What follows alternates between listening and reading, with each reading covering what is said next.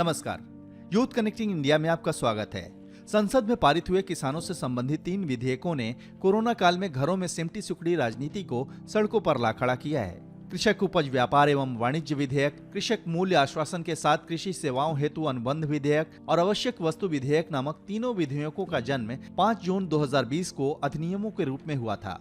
इसके बाद इसे संसद के पटल पर लाया गया और तब किसी भी राजनीतिक दल, किसान संगठन अथवा राज्य सरकार द्वारा कहीं कोई विरोध नहीं जताया गया। लेकिन इन विधेयकों के कानूनी रूप लेते ही आंदोलन शुरू हो गया और धीरे धीरे ये आंदोलन रुकता चलता अब उग्र रूप ले चुका है। आपको बता दें कि निहित स्वार्थ प्रेरित आढ़तिया लॉबी द्वारा भरमाए और भड़काए गए किसानों के सड़क पर उतर आने के बाद अब अलग अलग राजनेताओं और राजनीतिक दलों में इन विधेयकों का विरोध करते हुए किसान हितैषी देखने की होड़ मच गई है।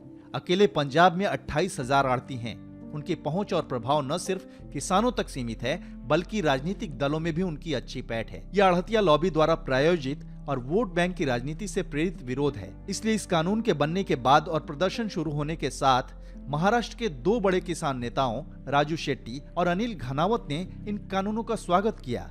यहाँ तक कि 2 बार लोकसभा सदस्य रहे राजू शेट्टी ने तो इन विधेयकों को किसानों की वित्तीय स्वतंत्रता के खिलाफ उठाया गया पहला कदम करार दिया।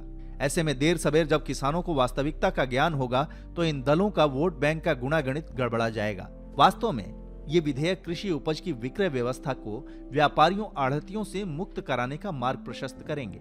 साथ ही बाजार के उतार चढ़ावों से भी किसानों को सुरक्षा कवच प्रदान करेंगे। इन विधेयकों में सबसे ज्यादा और तीखा विरोध कृषक उपज व्यापार एवं वाणिज्य विधेयक को लेकर किया जा रहा है। इस विधेयक के संबंध में सबसे बड़ी अफवाह ये फैलाई जा रही है कि ये किसान की उपज के लिए सरकार द्वारा साल दर साल घोषित होने वाली न्यूनतम समर्थन मूल्य व्यवस्था की समाप्ति करने वाला है, जबकि वास्तविकता कुछ और ही है। ये विधेयक किसानों को उसकी खून पसीने की कमाई गई फसल का न्याय संगत और प्रतिस्पर्धी मूल्य दिलाएगा। इससे मंडियों में व्याप्त लाइसेंस परमिट राज समाप्त होगा और वहां व्याप्त भ्रष्टाचार से भी किसानों को निजात मिलेगी। किसान और छोटे मोटे व्यापारी अपनी उपज को कहीं भी किसी को भी अच्छे दाम पर बेचने के लिए स्वतंत्र होंगे। बाहर या खुले बाजार में अच्छा मूल्य न मिलने की स्थिति में वे अपनी उपज को पहले की तरह कृषि उपज विपणन समिति में बेचने के लिए भी स्वतंत्र होंगे। कुछ राज्य सरकारें परेशान होकर इन विधेयकों का विरोध कर रही है, क्योंकि इससे उन्हें राजस्व की हानि होगी। दरअसल किसान जब अपनी उपज बेचने राज्य सरकार द्वारा संचालित अधिकृत कृषि उपज विपणन समिति में जाता है तो उसकी उपज की बिक्री में न सिर्फ आढ़तिया कमीशन खाता है, बल्कि राज्य सरकारें भी कमीशन खाती है। पंजाब जैसे कृषक प्रधान राज्य में किसान से उसके उपज मूल्य का लगभग 8.5% कमीशन वसूला जाता है, जिसमें से 3% बाजार शुल्क, 3% ग्रामीण विकास शुल्क और 2.5% आढ़तिया विकास शुल्क होता है। नई व्यवस्था लागू होने से इस 8.5% कमीशन की सीधी बचत किसानों को होगी, जो कि काफी बड़ी रकम होगी। इसके अलावा उपज की मंडी तक ढुलाई में होने वाले खर्च की भी बचत होगी। अब एक बार कांग्रेस की तरफ से इन कृषि कानूनों के विरोध को लेकर भी जानने की जरूरत है कि आखिर ऐसा क्यों किया जा रहा है। जिस विधेयक को कांग्रेस अपने घोषणा पत्र में डालकर किसानों का हितैषी होने का दम भर रही थी, जिसके जरिए वो 2019 में सत्ता तक पहुंचने का जुगत भिड़ा रही थी, वो एनडीए यानी नरेंद्र मोदी की सरकार के द्वारा विधेयक लाने के साथ ही अपवित्र कैसे हो गई?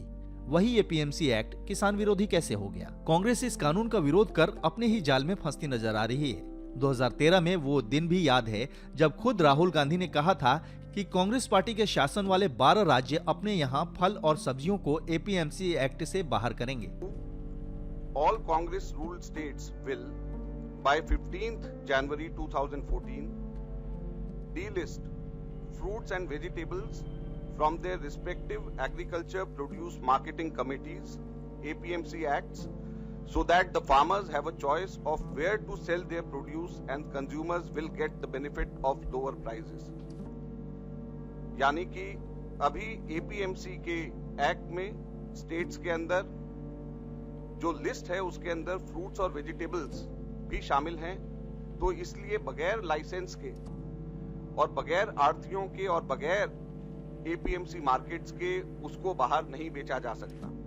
तो किसानों की को सहूलियत पहुंचाने के लिए और कंज्यूमर्स को भी कम प्राइसेस देने के लिए यह तय किया गया है कि 15 जनवरी से पहले तमाम एग्रीकल्चर प्रोड्यूस मार्केटिंग कमिटीज में से फ्रूट्स और वेजिटेबल्स को लिस्ट में से हटा दिया जाएगा। Number 3, all Congress ruled states will invoke the Essential Commodities Act 1955 to deal sternly with hoarding, black marketing and profiteering. Chronic offenders may also be detained under the Prevention of Black Marketing and Maintenance of Supplies of Essential Commodities Act 1980. यानी कि तमाम कांग्रेस शासित प्रदेशों के अंदर तमाम मुख्यमंत्री बहुत ही सख्ती से होर्डिंग और ब्लैक मार्केटिंग और प्रॉफिटियरिंग के करने वाले लोगों के खिलाफ में निपटेंगे। और जो लोग हैबिचुअल क्रोनिक ऑफेंडर्स हैं, जो काफी बार इन सब चीजों को के अंदर संलग्न रहे हैं, उन लोगों को भी डिटेन किया जाना चाहिए prevention of black marketing and maintenance of supplies of essential commodities act 1980 के तहत। मेन इशू सब्जी, फल और सब्जी का है और उस पे हमने 2-3 स्टेप्स लिए हैं जो माखन जी ने अभी डिस्क्राइब किए हैं। अब कांग्रेस पार्टी ही एपीएमसी एक्ट में बदलाव का विरोध कर रही है।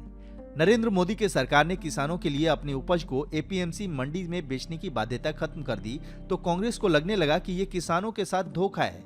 किसानों को फसल के न्यूनतम समर्थन मूल्य से वंचित रखने के लिए सरकार ये कदम उठा रही है। इससे जमाखोरी और महंगाई बढ़ेगी और किसानों से कॉन्ट्रैक्ट खेती के जरिए पूंजीपति लोग उनकी मजबूरी का फायदा उठाएंगे। चलिए मान लेते हैं ऐसा होगा तो बेहद गलत होगा।